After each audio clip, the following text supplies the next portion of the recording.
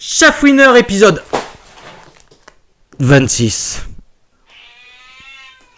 Prise 1. Bonjour à toutes et à tous et bienvenue dans Chafouineur, votre chaîne sur le partage de la passion du cinéma et de la pop culture. Aujourd'hui, je vais jouer au Chafouineur en vous parlant du film Kissing Booth de Vince Marcello. Vince Marcello, je sais pas vraiment comment ça se prononce. Mais avant d'aller plus loin, parce que là j'ai beaucoup de mouvements autour de moi, mais si vous entendez du bruit c'est normal, parce que de ce côté-ci j'ai une toutoune, j'ai notre super chat, j'ai des lapins, et disons surtout coucou à notre très chère co-réalisatrice et cadreuse Coucou. Coucou, merci. Alors, qu'est-ce qui nous attend avec ce film exclusif Netflix? Synopsis. Quand le premier baiser de la jeune Elle, et là en français, la mène à un amour interdit avec le garçon le plus couru du lycée, sa relation avec son meilleur ami est menacée. Alors, qu'est-ce qui nous attend avec ce film? Je vais être franc, j'étais pas trop partant pour le voir, mais avec la sortie du 2 il n'y a pas très longtemps, je me suis dit bon ben allez, autant voir, ça a l'air d'avoir du succès, autant faire d'une pierre deux coups et de voir ce qu'il en est. Du coup, comment que ça nous commence tout ça? Eh bien tout simplement avec une intro en voix off de Elle, qui présente son personnage et celui de son meilleur ami, Lee, de sa naissance au moment où prendra place le récit, c'est-à-dire sur l'avant-dernière année au lycée. Donc on comprend qu'ils sont nés en même temps, qu'il y a un lien très fort entre eux et qu'il y a également un lien qui s'est construit tout du long de leur vie, de leur vécu, avec notamment le frère de Lee, Noah, surtout pour Elle qui a un petit crush, elle le voit de loin, elle le voit grandir, elle se dit pourquoi pas. Mais ils ont des règles entre amis, des règles qui disent pas touche à la famille. Du coup, elle a envie, mais elle y va pas, elle a envie, mais elle y va pas, elle a envie, mais elle y va pas. Bon, ce qui va pas spécialement l'aider, c'est son entrée au lycée. Bon, ça va un petit peu mal commencer puisqu'il y a un gag avec un pantalon qui craque, elle met une jupe un peu trop courte, du coup on voit sa culotte, une mini-jupe quoi. Du coup on voit sa culotte, elle est un peu sifflée par les garçons, un peu regardée de travers, du coup à l'entrée du lycée, c'est pas trop ça. Et elle va très vite attirer l'attention, si l'on peut dire. Mais attirer quelle attention ? Pas n'importe laquelle, puisqu'on va vite découvrir que quelqu'un a interdit aux différents garçons du lycée de sortir avec elle.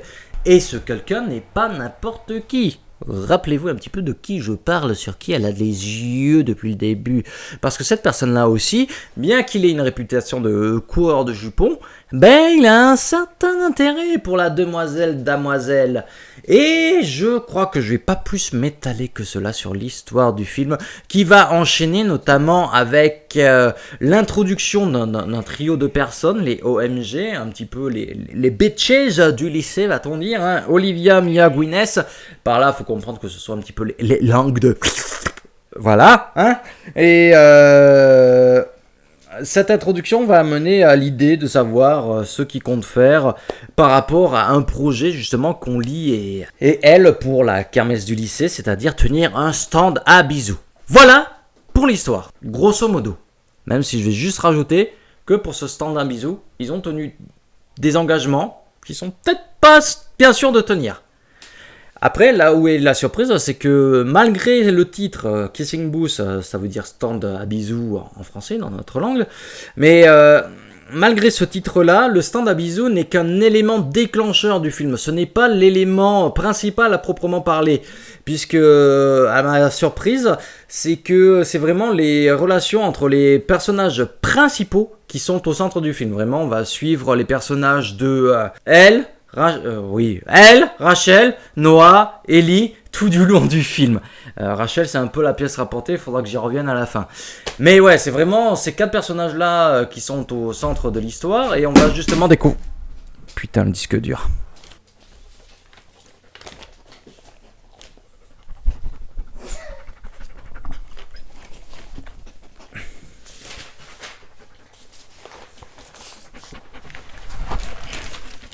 Ce seront vraiment ces 4 personnages-là qui seront au centre du récit. Un récit vraiment qui va mettre en avant leur personnalité, qui va les développer, qui va les faire grandir et qui va faire aussi grandir leur relation tout du long.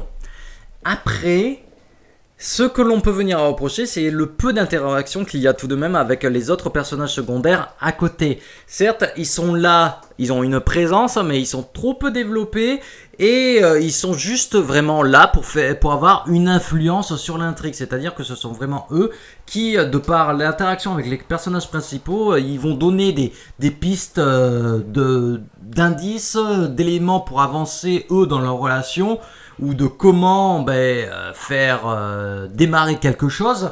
Mais au final, eux, ces personnages, même s'ils ont l'air intéressants sur certains aspects, on ne pourra pas plus que cela les connaître.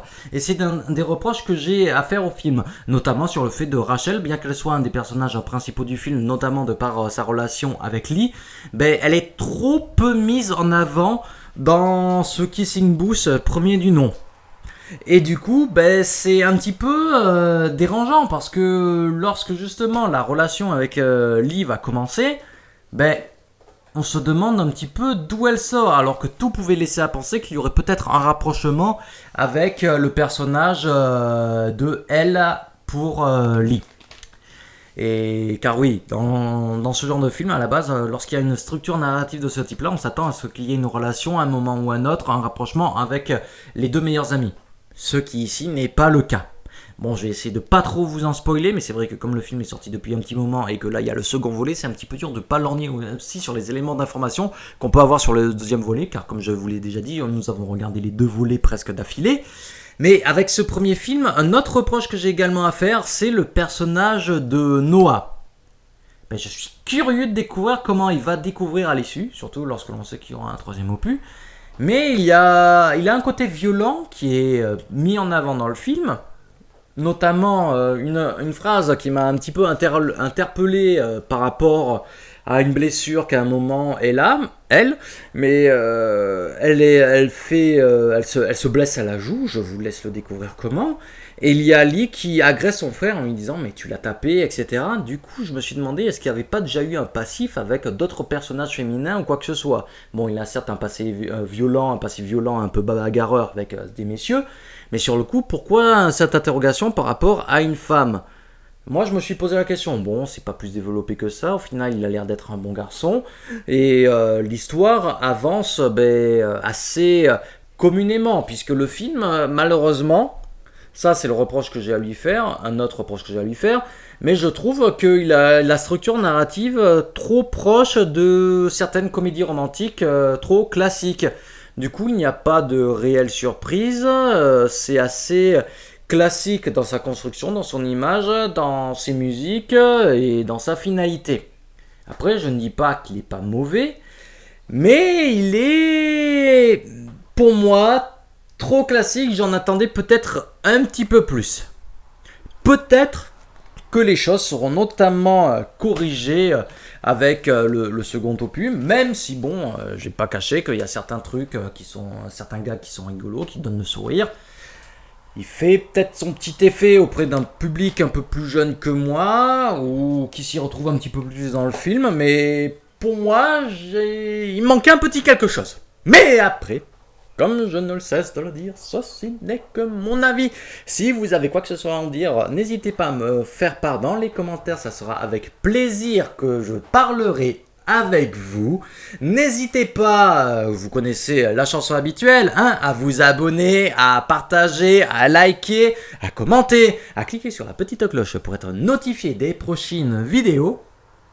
Et la petite clochette, moi je la trouve pas. Je te montrerai où elle est. Ceci étant dit, j'ai pas plus à vous dire. Je vous dis donc à la prochaine. Car dans Kissing Booth 2, il va se passer à suivre dans le prochain épisode. Alors, qu'est-ce qui...